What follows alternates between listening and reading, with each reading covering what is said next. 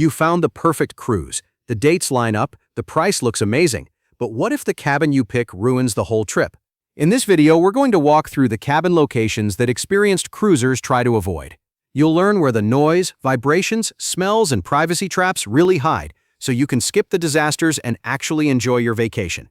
By the end, you'll know exactly which cabins to avoid before you click book on any site. 20. Guarantee cabins assigned by the cruise line. A guarantee cabin sounds like a smart hack. You pay less, pick a category, and the cruise line surprises you with the room. Sounds like an easy way to save money, right? But the reality is a lot less magical.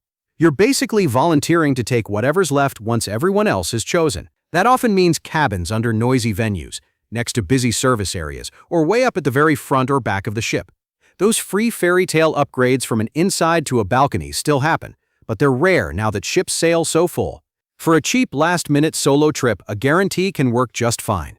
But if you're traveling with family, have kids who need naps, or you really care about quiet, this is one gamble you probably don't want to take. Speaking of noise you didn't plan for, let's talk about the cabins hiding right under the pool deck. 19. Cabins directly under the pool deck. On the deck plan, cabins under the pool don't look too bad. In reality, you're sleeping under the beating heart of daytime fun. Loungers scrape, tables slide, hot tubs bubble, and the sound of music and announcements leaks through the ceiling.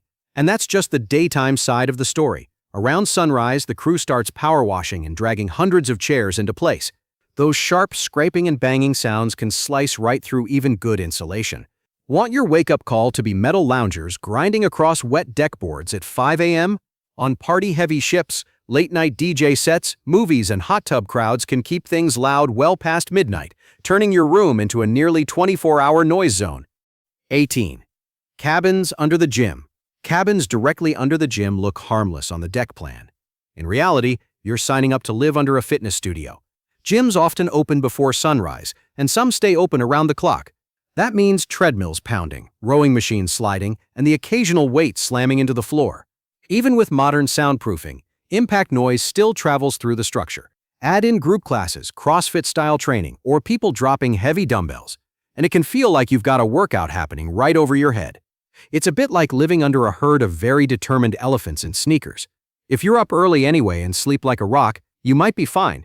But if you're a light sleeper, or this cruise is your one chance to sleep in all year, these cabins can turn into a daily alarm clock. And if you think that's bad, wait until we talk about cabins next to full-on entertainment venues. 17. Cabins near entertainment venues. Being close to the theater, nightclub, or piano bar seems convenient. You just pop out of your room and you're at the show. But those entertainment spaces are designed to pump energy, not protect your beauty sleep. Modern sound systems push deep bass that travels through steel and concrete even when the main volume feels controlled. Ever tried to fall asleep while your pillow quietly vibrates to a drum solo? The real catch is it's not just late at night. Afternoon rehearsals, sound checks, and practice sessions can easily wipe out your chance of a quiet nap between ports. On some ships, atriums and multi-deck lounges also let sound echo up several floors. If you love live music, you want to be near the venue, not on top of it. And when you add in noise from crew areas nearby, things get even more intense, which brings us to cabins near service corridors. 16. Cabins near crew service areas. Those big blank areas on a deck plan are rarely empty space. They usually hide crew stairwells, pantries, storage rooms, and service elevators. That's where cabin stewards grab fresh linens, park their cleaning carts, and run room service trays around the ship. Doors slam, wheels rattle over thresholds, and quick conversations pop up all day and late into the night. It gets even busier on turnaround day and luggage night, when thousands of suitcases roll back and forth behind those doors. A cabin directly across from a crew entrance can feel like you're sleeping beside a backstage hallway. None of this is bad behavior. It's just the ship doing its job to keep everyone happy and fed. But if you're sensitive to hallway noise, it's a tough spot to relax. And if you think carts in the hallway are loud, wait until you're right next to the kitchen that feeds the entire ship. 15. Cabins near the main galley. Ship galleys are incredible to see in action. They run almost non-stop to feed thousands of people breakfast, lunch, dinner, and late-night snacks. The problem is when your cabin sits directly under or above that controlled chaos.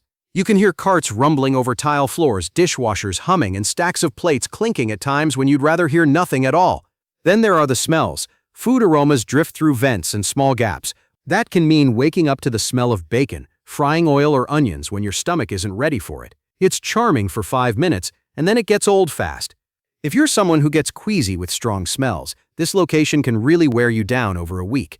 And while galleys run late, kids' clubs and arcades can keep things lively in a completely different way, which brings us to the next group of cabins to avoid. 14. Cabins next to kids' clubs and arcades. Kids' clubs and arcades are amazing if you're traveling with children. They burn energy, make friends, and have a blast. But if your cabin shares a wall or sits right across the hall, you'll hear a lot more than just faint giggles. Expect doors opening and closing, excited voices in the hallway, bursts of music, and groups gathering at pickup time. Cute when it's your kids. Not so cute when you're trying to grab a nap before dinner, right? The noise usually comes in waves rather than all day, and those waves tend to hit at popular times like C-day afternoons and early evenings. If you're a couple looking for a quiet retreat, or you work odd hours and need daytime sleep, this location can really work against you. And speaking of unexpected noise at odd times, cabins next to passenger laundries come with their own little surprise show. 13. Cabins next to passenger laundries. Self-service laundries are a lifesaver on longer cruises, but they're not exactly peaceful. Doors swing, washers spin, dryers buzz, and people chat while they wait. The noise isn't constant, but it spikes at popular times when everyone suddenly remembers they're out of clean socks. It can feel like having a small, echoey meeting room parked right outside your door. You'll also get bonus hallway traffic as people shuffle with laundry bags, check if a machine is free, or come back to switch loads. Sometimes it even turns into a mini social club, with strangers swapping cruise tips while their clothes tumble. Think of it as a free reality show called Whose Sock Is This? That you didn't actually sign up for. If you prefer a quiet, low-traffic hallway, being next to the laundry room is not ideal. And now that we've covered laundry, let's head up to the top deck where the adrenaline lives and the noise follows. 12. Cabins under big top deck attractions. Newer ships pack the upper decks with non-stop action. Go-karts, water slides, ropes courses, surf simulators, and big splash zones look incredible in the brochure. The catch is what happens to the cabins sitting right underneath all that fun. You'll get a mix of rolling equipment, thumps from people landing, water rushing through slide exits, and excited screams floating down all afternoon. It's great when you're out there racing or flying down the slide. When you're the person in the cabin below trying to read, nap, or enjoy a quiet balcony, it suddenly feels less charming. Some ships manage the noise better than others, but it's always a risk when your ceiling doubles as an amusement park floor. If you want the fun close by but not literally on top of you, it's better to move a deck or two down. And while noise fades when the rides shut down, smoke from certain areas likes to travel, which brings us to cabins near smoking zones and casinos. 11. Cabins near smoking areas and casinos. Smoking areas on ships look clearly marked, but smoke doesn't really care about signs. It drifts with the wind, rises to balconies above, and can hang in humid air around certain corners. If your balcony sits just above or slightly behind a smoking zone, you might open your door expecting a fresh sea breeze and get a surprise cloud of smoke instead. Inside the ship, smoking casinos and cigar lounges can leave a faint but noticeable smell in nearby corridors and elevator lobbies. Over a week, that lingering odor can get pretty tiring, especially if you're sensitive to smoke or traveling with kids. Even if you never step into the casino, you might still smell where other people have been. Nobody books a balcony hoping it'll smell like an ashtray instead of the ocean. So if you value clean air, it's worth checking deck plans and ship reviews before locking in your room. And speaking of locations that can mess with your peaceful mornings, next we'll look at cabins near anchors, thrusters, and busy gangways. 10. Cabins near anchors, thrusters, and gangways. Forward lower decks can look tempting because they're often cheaper, but there's a sneaky catch. When the ship drops anchor early in the morning, you don't just hear it, you feel it. Heavy chains grinding, machinery roaring, the whole hull humming like someone parked a construction site under your bed. When bow thrusters run for long periods, that deep vibration can turn into a low, constant shake that's hard to ignore. Add cabins near passenger gangways, and you get another layer of fun in the morning. You'll hear security scanner beeps, announcements, and a steady stream of people rolling suitcases past while you're still deciding if you even like mornings. It's like waking up inside an airport corridor you never booked. If you love slow, quiet starts to your port days, this is not your dream location. And speaking of the front of the ship, let's move up a few decks to those far forward cabins. 9. Far forward cabins.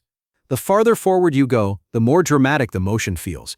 When the bow rises and slams into waves, those far forward cabins really let you know you're at sea. In calm water, it might feel like a gentle ride, but in rougher conditions, the pitching can turn sharp enough that even seasoned cruisers grab the handrail. If you're even a little prone to motion sickness, why test your luck up here? Then there's the walking. Main dining rooms, big theaters, and most signature venues usually sit midship or toward the aft. Staying far forward can mean a long hallway hike every time you want dinner, a show, or a snack. It's fine on day 1, less fun on day 7 when your feet are tired. If you want to actually forget you're on a moving ship, midship is your friend. But maybe you're thinking, I want that epic forward view. So let's talk about those forward-facing balconies. 8.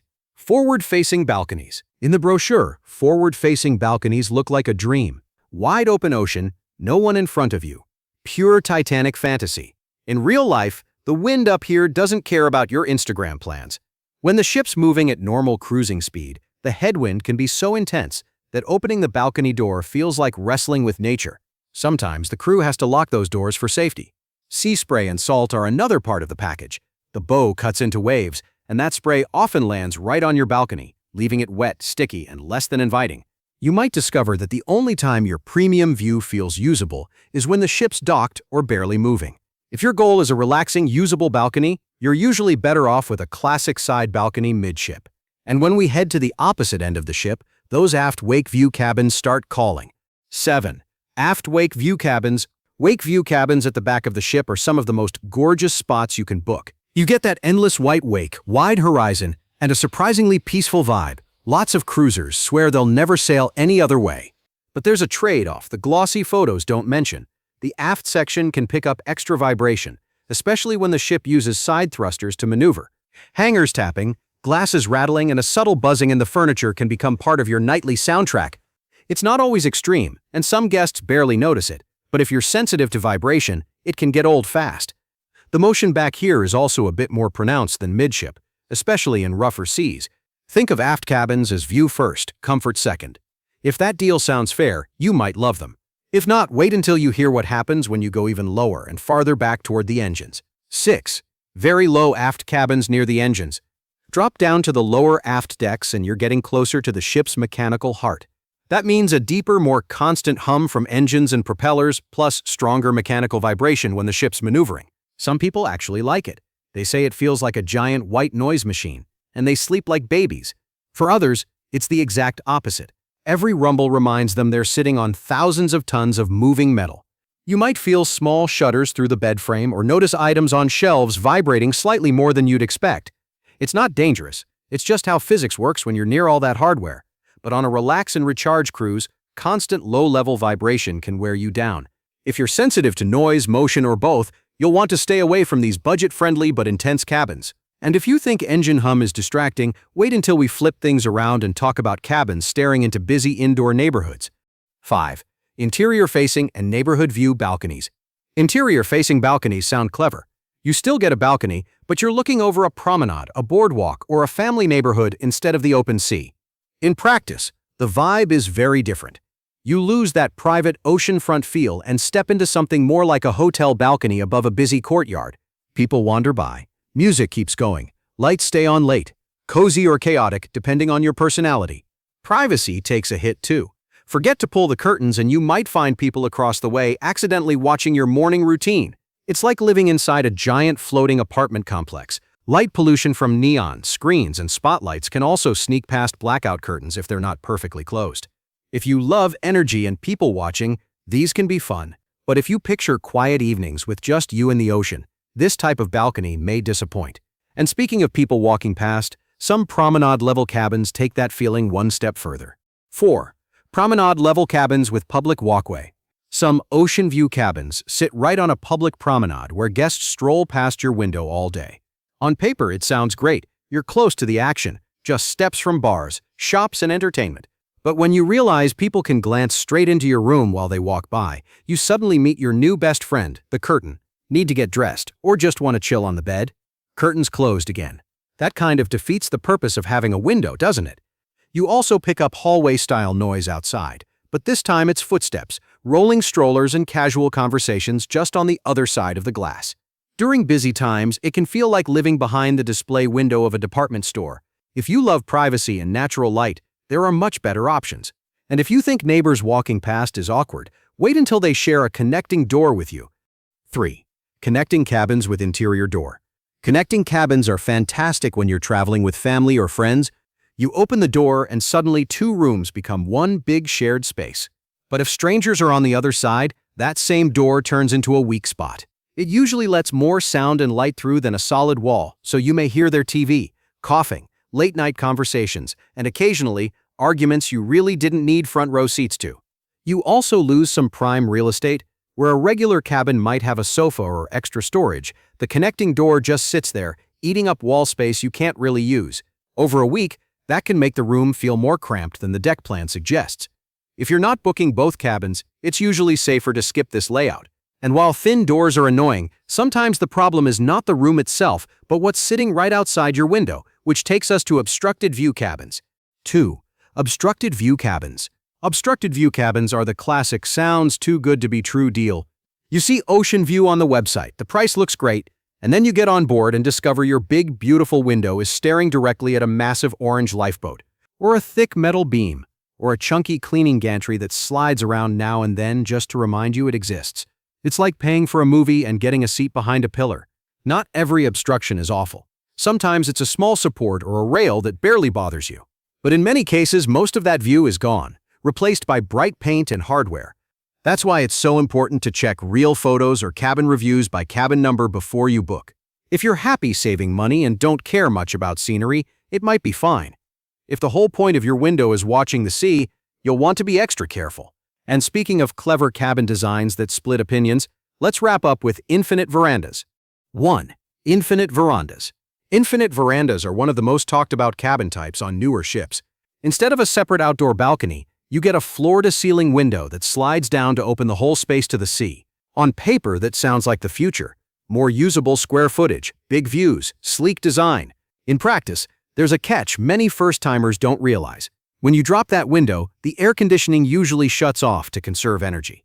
In warm, humid climates, your cool cabin can turn into a sticky sauna in just a few minutes.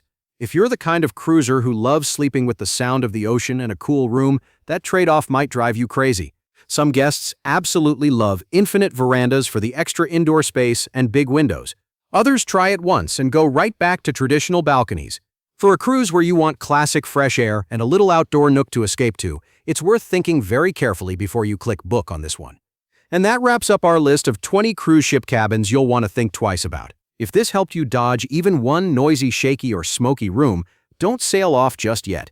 There are plenty more guides, cabin breakdowns, and cruise tips waiting for you. Check out the other videos on the channel, hit subscribe, and let's keep planning smarter cruises together. Until next time, fair winds, smooth seas, and may your next cabin be the quiet one everyone else wishes they booked.